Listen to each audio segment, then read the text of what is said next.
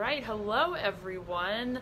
Olivia Reiner here with Jim Owczarski. Just wrapped up media availability following the Packers' loss to the Minnesota Vikings, 24-17. Jim, I feel like we saw a lot of the same things we've been seeing over the past few weeks, at least since I've been here. Right. What did you make of this loss? Yeah, it was the same. It's the same old Packers at 4-6-1. It's failure to convert on third down on offense, defense that is game and hangs in, and in my opinion plays winning defense, but at the end of the game just kind of wears down. And then, hey, what do you know? Special teams blunders, and it's from the Marcus Sherrill's 20-yard return, adding on an illegal formation penalty, and then the Tremont Williams. While that didn't hurt the team in the scoreboard, it ran off another minute of the clock and forced the Packers to start at their own 7 late, trying to come back. 0-6 on the road, and it's all the same. Aside from Washington, this is all the same stuff, and they couldn't fix it today. It's a lot of the same things that we hear in the locker room too, especially when Aaron Rodgers speaks to the media after the game. From week to week, he's been talking about not connecting enough with Davante Adams, and yet again, that was an issue. Right. Why was that? Who knows? Aaron admitted, he missed the throw, especially the late one where Davante Adams was wide open, and the ball comes off one hand. Now I'm sure if Davante Adams spoke, he chose not to speak. He left. He would say, "Hey, if I got my hands on it, I should catch it." But he was so wide open that, frankly, Aaron Rodgers needs to make that throw. Xavier Rhodes had a lot to do with it early. I mean, he's very, very good. And, look, the Packers tried some stuff to get him open. He did score a touchdown. But I think that had more to do with the Vikings early. And then, Aaron Rodgers, again, just missing throws late.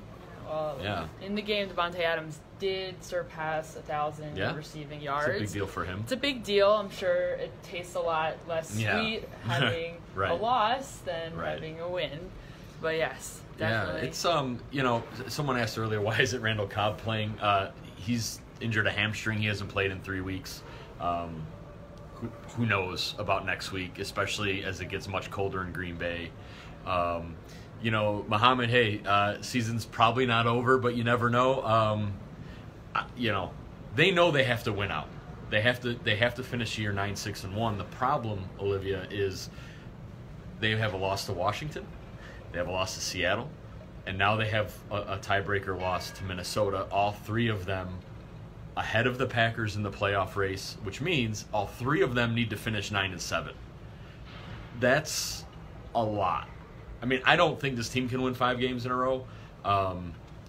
If they do this in Chicago, but I don't know if 3 teams are going to go 3-6. Right. To help that out. It's relying on too many other factors. Right. For things to. It's too many other factors. It'd be one thing if it was 1 team or maybe 2, especially Washington without their starting quarterback. But that's a lot. It's a lot to try to go through. I guess what has to be frustrating to a degree is last week, hey, players were talking about Mike McCarthy. Give us a chance. Play winning football. Go for it on 4th and 2 in your own territory. Goes for it on 4th down this week. Doesn't get it. Okay, but is it the going for it, or is it the play that was called when he decided to go for it? It's interesting. I'm sure, look, in the postgame, Mike McCarthy tried to take some responsibility by saying there's 2 plays on the sheet. Hindsight being 2020, I should have called the other one.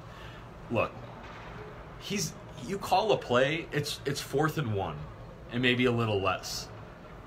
You got Davante Adams has to get a hand on Harrison Smith, who came free. Aaron Jones made Danielle Hunter miss a little bit to get that yard. At some point, the players have to make a play. I know a lot of you guys want the head coach fired and all that stuff, but look, at some point, the $140 million quarterback has to make a throw. The running back who everyone wanted to get the ball when out, has to get a yard. You know what I mean? Like, at some point, the players have to do some of this, and it's just not happening. I think Mike McCarthy heard the fans, heard his team a week ago, and he even said, "It's like, we're looking for something." He's like, "Okay, here it is, get it," and they didn't get it. And speaking of Aaron Jones, he finally rushed for over 15 carries tonight for the first time this season. How did you think his performance was? Look, this is a very tough Minnesota defense. I think, it worked early. He was averaging 5 yards a carry through the first quarter and a little bit after the touchdown. I didn't think that was going to keep up. I think the fact that Mike McCarthy again recognized this is our best playmaker, let's give him the ball a little more often. Proved me wrong in the Facebook Live earlier. I was like, there's no way. And you said, 10 to 12? Yeah, and look, so Mike McCarthy said, screw you, Jim, I'm giving him the ball. And look, they did the best they could. Lane Taylor came out. Bakhtiari came out for a little while. Again, Minnesota's very good. But I think here you have to keep a defense like this honest. And I think by doing that, they did. It wasn't the big, huge run from the handoff perspective didn't work, but Aaron Jones was effective, I thought, in the pass game a little bit. So, yeah, it's, Corey, you mentioned offensive line needs work. Here's the funny thing about that. Aside from right guard, everybody's highly paid and under contract. So, unless they want to pay $12 million to a guard, this is your offensive line, and the hope is McCray and Spriggs continue to develop in case of situations of fill-in. So, sorry about that one. Sorry. Yeah. That's so great. So injuries. I feel like over the past couple of weeks has become more of the narrative. Right. Earlier on, not so much. In fact, pretty spotless. Yeah, like just a couple weeks ago, we were tweeting out of the Hudson Center, how all 53 had practiced. Kentrell Bryce hurt twice, ankle, came back, concussion, out. Bakhtiari, knee, came back. Taylor, quadriceps, did not come back. St. Brown, elbow, out, came back. Who else got hurt? There was. It seemed like there was another one or two in there. I can't even recall off the top of my head, but yeah, it was a lot of. Here's the thing. The St. Brown play. Trevor Davis. Yeah. Did Trevor Davis get hurt, like, running out of the locker room? Like, he didn't come out at halftime. Jamal Williams was fielding kicks. He made that tackle. Yeah, and that was the last we saw of him. Yeah. And again, like, he had a nice 20... actually, it was a Tramon Williams return. I mean, Trevor Davis, he was brought back for this purpose, and if he's injured again with hamstrings, maybe Touchdown Jesus will have to save the season. Ooh. He won't be on kick return, but I mean, he might be active after that, Jake Kumaro. But I forget who posted that, the edge rush. Great point. 8 sacks last week. Kyler Fackrell had 3. Kirk Cousins sacked twice. Kenny Clark, Dean Lowry, coverage sacks. This is an offensive line that was beat up. They had 2 offensive linemen get hurt, miss snaps. Where was it? And look, Kyler Fackrell deserves the attention he got from the media, from fans. 8 sacks is legitimate. But I think you saw today, he's not yet quite that guy. Mm-hmm. You know what I mean? That was disappointing. Kirk Cousins, you have to pressure him, because if you pressure him, he might give you the ball. Mm-hmm. And there was, it was too tough of a cover, I think, for the secondary to let him just sit there all night. And someone who used to be that guy was Clay Matthews. Right. How do you think he played tonight? Good in run support. That's where I saw him. And actually, we've seen Clay, I think, play better against the run. But again, he's paid what he's paid to get to the quarterback. And that didn't happen. And again,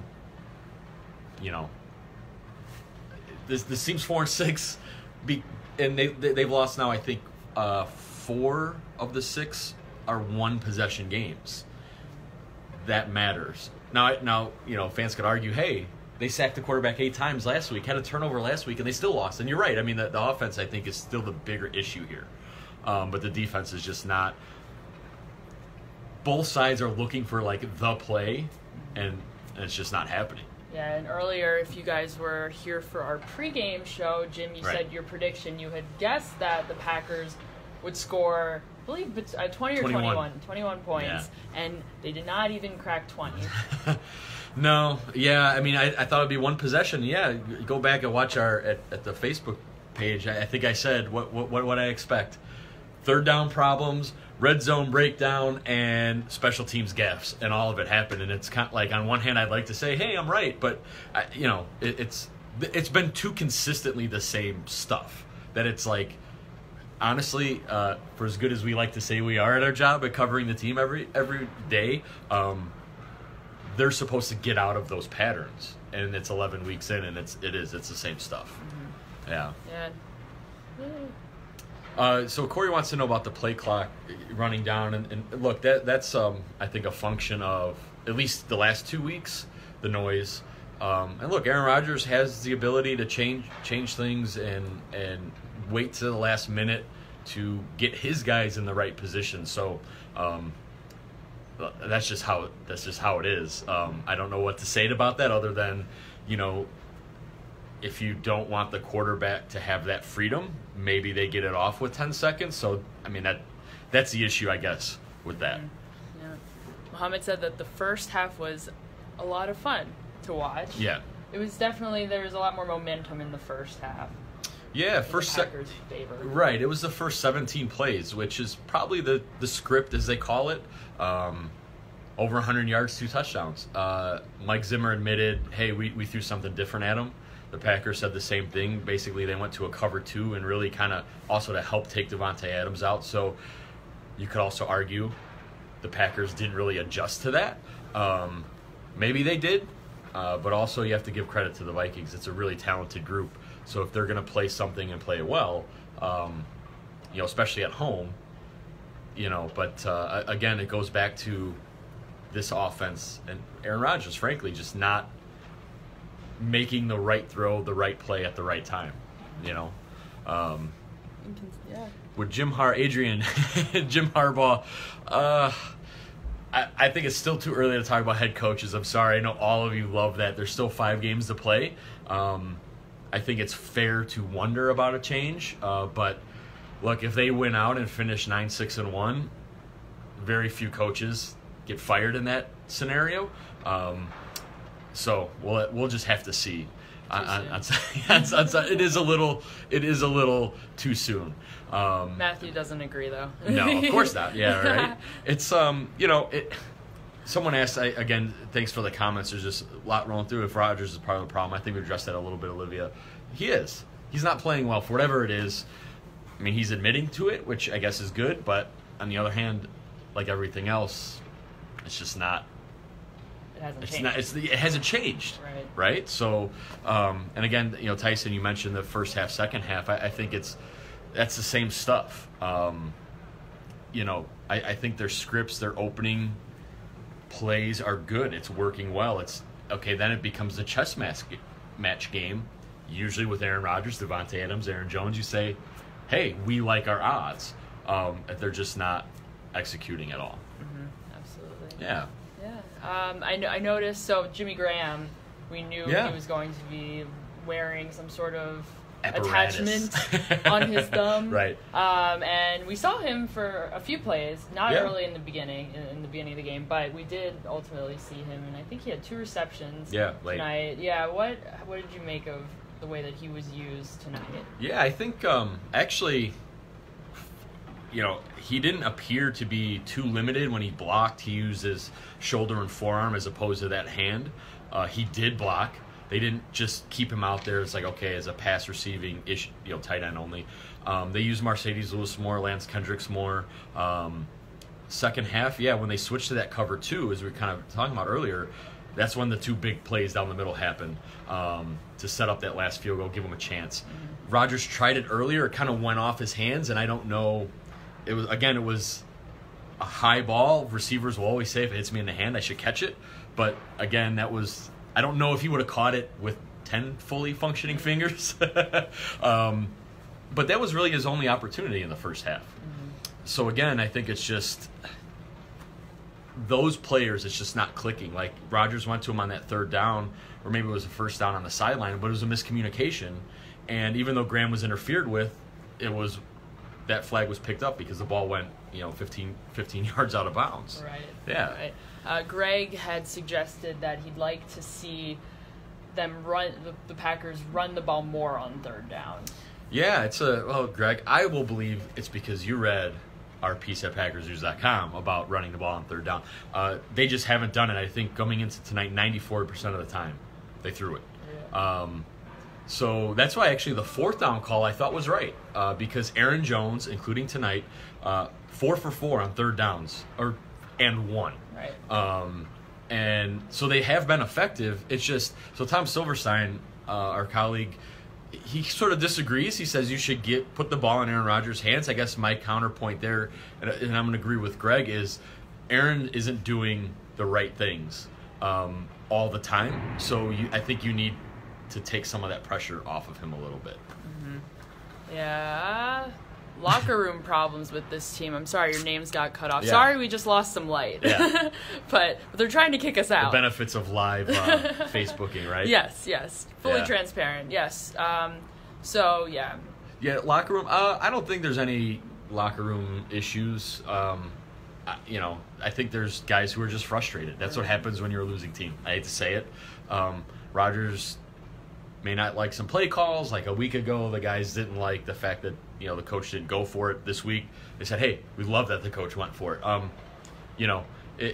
think there's a lot of strong leadership in this locker room, and guys who have won a lot. So I don't really see that happening here. I guess it could, but I'd be surprised at this point. The things that sort of came up later in the season as some of the issues, some of the tension, they were shipped off. They were gotten right. rid of I think Montgomery and the Clinton Dix and the Jermaine Whitehead moves were to address some of that. So I think currently, I know I think Matthew and some of the other people are sort of mentioning like body language and stuff like that. That's fair because these guys know they're on television and people are watching. So I think that's something you can control if you choose to. But I also think, again, they're just really frustrated. And that's how you show it sometimes. Sure. I mean, I don't know what else to say about that, I guess. I think it would be more unusual if they were not frustrated. Yeah, I think let's flip it around. If they're playing like this and everyone's like laughing and joking on the sidelines, it's like, oh my God, they don't care. McCarthy's lost his team. So I think either way, it's just not good. Yeah, right. We'll take a few more questions. I saw a question earlier, how many sacks have there been on third down? Yeah, it's a ton. You guys are not wrong. Again, I don't know the stat offhand. Coming into tonight, I want to say it was 17 sacks, and there were, I think, 2 or 3 more tonight. It is. But again, I think that's a function of two things. One, they throw it 94% of the time. 2, it's the quarterback doesn't always get rid of the ball. There was one sack he took. I think it might have been second down. Jamal Williams is right in front of him. It's a one. Just throw it to him. Like it. Even if it's incomplete and you throw it at his feet or you thought you saw a guy flat, like that's better than taking the sack. You're right. I think, and there were a couple other times, like when Spriggs came in for Bakhtiari and Danielle Hunter just beat him, and Sheldon Richardson just won. I mean, some of those you have to give credit to the other team, but I mean, you guys aren't wrong. You're seeing what is happening. A lot of sacks, especially the last 4 or 5 weeks. Someone had just asked about Marquez Stanley. Yeah. He was hot for a few games and seems to have pulled off right now. We haven't heard his name mentioned. Exactly. I think Marquez is seeing the difference in when you're the third guy after Adams and Cobb or Adams and Allison. You're seeing I think he's seeing the difference in I'm game plan 4. People know what I can do. He's a rookie. And I think you're seeing that. Like, Equinemius St. Brown, I thought, had a really good night tonight. Took a step. But again, it's still... I mean, Randall Cobb, I think even after tonight, is still going to be the team's third leading receiver on third down. He's missed 6 games. Like, they're being taken away because they're just raw players. And, yeah, it's just going to take time. That's a good point, Olivia. You did not hear his name called until late in the fourth quarter.